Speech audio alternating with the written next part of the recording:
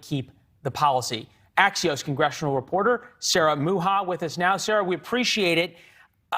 We've always known about this split inside of the Democratic Party between the progressives and President Biden. Inevitable that it was going to come to a head?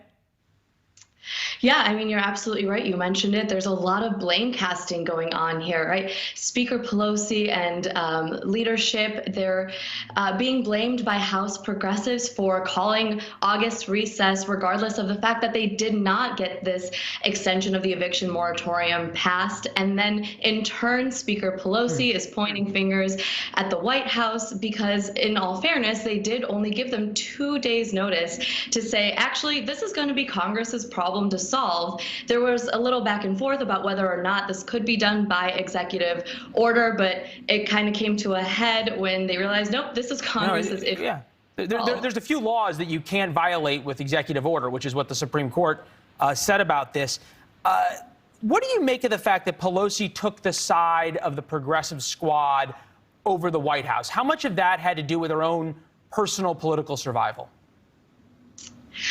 Well, regardless of the fact that, Pelosi is going to stay Speaker for the time being, I don't think she's in any trouble. She's already signaled that she's not going to be leaving, or she will be leaving likely soon, and it's her mantle. And, honestly, we've seen this happen a few times where Pelosi has taken the side of progressives, most recently with the infrastructure bill, right?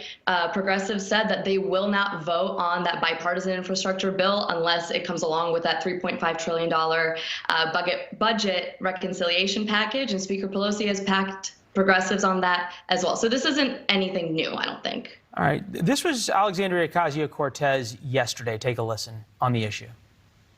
We cannot, in good faith, blame the Republican Party when House Democrats have a majority. Pretty clear. Absolutely. The House did not have enough votes. They spent all of Friday trying to whip all those votes to get this moratorium passed. It goes to this larger issue, though, that if all of a sudden evictions begin, which they very well might, depending on what happens over the next week and in the courts, the lead of every nightly newscast is going to be some poor person out on their street. And how worried are Democrats that they're going to get blamed for it if there's sound bites like that out there? I think that's a totally valid concern. The midterms are coming up pretty soon.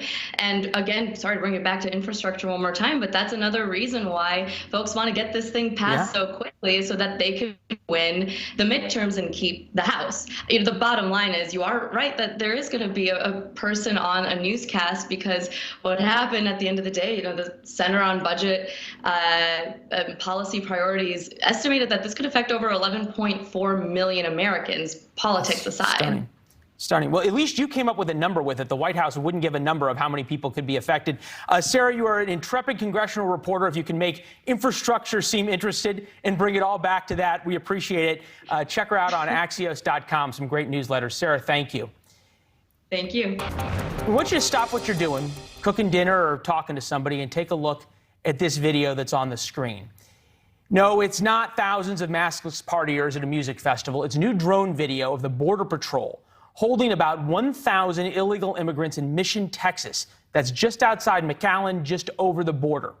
It is stunning, and it shows how the crisis at the border is not stopping anytime soon, and it is getting worse by the day. We don't need to tell that to Mayor Don McLaughlin.